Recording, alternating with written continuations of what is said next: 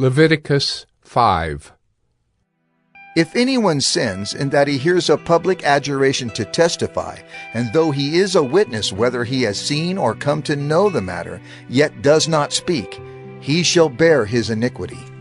Or if anyone touches an unclean thing, whether a carcass of an unclean wild animal, or a carcass of unclean livestock, or a carcass of unclean swarming things, and it is hidden from him, and he has become unclean, and he realizes his guilt, or if he touches human uncleanness, of whatever sort the uncleanness may be with which one becomes unclean, and it is hidden from him, when he comes to know it and realizes his guilt, or if anyone utters with his lips a rash oath to do evil or to do good, any sort of rash oath that people swear, and it is hidden from him, when he comes to know it and he realizes his guilt in any of these, when he realizes his guilt in any of these and confesses the sin he has committed, he shall bring to the Lord as his compensation for the sin that he has committed a female from the flock, a lamb or a goat for a sin offering, and the priest shall make atonement for him for his sin. But if he cannot afford a lamb, then he shall bring to the Lord as his compensation for the sin that he has committed 2 turtle doves or 2 pigeons, one for a sin offering and the other for a burnt offering. He shall bring them to the priest, who shall offer first the one for the sin offering. He shall wring its head from its neck, but shall not sever it completely. And he shall sprinkle some of the blood of the sin offering on the side of the altar, while the rest of the blood shall be drained out at the base of the altar. It is a sin offering. Then he shall offer the second for a burnt offering according to the rule, and the priest shall make atonement for him for the sin that he has committed, and he shall be forgiven. But if he cannot afford 2 turtle doves or 2 pigeons, then he shall bring as his offering for the sin that he has committed 1/10 of an ephah of fine flour for a sin offering. He shall put no oil on it, and shall put no frankincense on it, for it is a sin offering. And he shall bring it to the priest, and the priest shall take a handful of it as its memorial portion, and burn this on the altar on the Lord's food offerings. It is a sin offering. Thus the priest shall make atonement for him for the sin which he has committed in any one of these things, and he shall be forgiven. And the remainder shall be for the priest, as in the grain offering.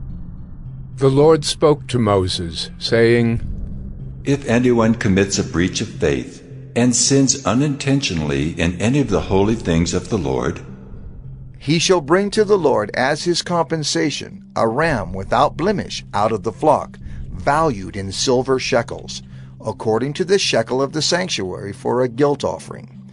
He shall also make restitution for what he has done amiss in the holy thing, and shall add 1/5 to it, and give it to the priest, and the priest shall make atonement for him with the ram of the guilt offering, and he shall be forgiven. If anyone sins, doing any of the things that by the Lord's commandments ought not to be done, though he did not know it, then realizes his guilt, he shall bear his iniquity. He shall bring to the priest a ram without blemish out of the flock, or its equivalent for a guilt offering, and the priest shall make atonement for him for the mistake that he made unintentionally, and he shall be forgiven. It is a guilt offering. He has indeed incurred guilt before the Lord. Leviticus 6. The Lord spoke to Moses, saying, If anyone sins and commits a breach of faith against the Lord by deceiving his neighbor, in a matter of deposit or security, or through robbery, or if he has oppressed his neighbor or has found something lost and lied about it, swearing falsely, in any of all the things that people do and sin thereby, if he has sinned and has realized his guilt and will restore what he took by robbery, or what he got by oppression, or the deposit that was committed to him, or the lost thing that he found, or anything about which he has sworn falsely, he shall restore it in full, and shall add 1/5 to it, and give it to him to whom it belongs, on the day he realizes his guilt.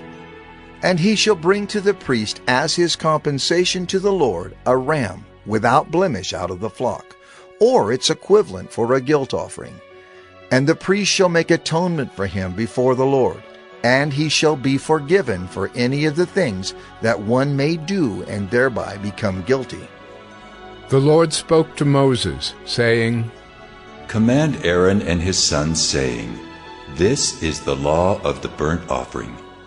The burnt offering shall be on the hearth on the altar all night until the morning.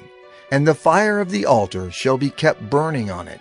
And the priest shall put on his linen garment, and put his linen undergarment on his body.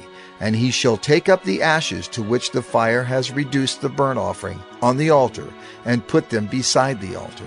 Then he shall take off his garments, and put on other garments, and carry the ashes outside the camp to a clean place. The fire on the altar shall be kept burning on it. It shall not go out. The priest shall burn wood on it every morning, and he shall arrange the burnt offering on it, and shall burn on it the fat of the peace offerings. Fire shall be kept burning on the altar continually. It shall not go out. And this is the law of the grain offering. The sons of Aaron shall offer it before the Lord in front of the altar. And one shall take from it a handful of the fine flour of the grain offering, and its oil, and all the frankincense that is on the grain offering, and burn this as its memorial portion on the altar, a pleasing aroma to the Lord. And the rest of it Aaron and his sons shall eat. It shall be eaten unleavened, in a holy place. In the court of the tent of meeting they shall eat it. It shall not be baked with leaven. I have given it as their portion of my food offerings. It is a thing most holy, like the sin offering and the guilt offering. Every male among the children of Aaron may eat of it, as decreed forever throughout your generations from the Lord's food offerings. Whatever touches them shall become holy. The Lord spoke to Moses, saying, This is the offering that Aaron and his sons shall offer to the Lord on the day when he is anointed. A tenth of an ephah of fine flour as a regular grain offering, half of it in the morning and half in the evening. It shall be made with oil on a griddle. You shall bring it well mixed in baked pieces like a grain offering, and offer it for a pleasing aroma to the Lord. The priest from among Aaron's sons, who is anointed to succeed him, shall offer it to the Lord as decreed forever. The whole of it shall be burned. Every grain offering of a priest shall be wholly burned. It shall not be eaten. The Lord spoke to Moses, saying, Speak to Aaron and his sons, saying, This is the law of the sin offering. In the place where the burnt offering is killed shall the sin offering be killed before the Lord. It is most holy. The priest who offers it for sin shall eat it. In a holy place it shall be eaten, in the court of the tent of meeting. Whatever touches its flesh shall be holy. And when any of its blood is splashed on a garment, you shall wash that on which it was splashed in a holy place. And the earthenware vessel in which it is boiled shall be broken. But if it is boiled in a bronze vessel, that shall be scoured and rinsed in water. Every male among the priests may eat of it. It is most holy. But no sin offering shall be eaten from which any blood is brought into the tent of meeting to make atonement in the holy place. It shall be burned up with fire.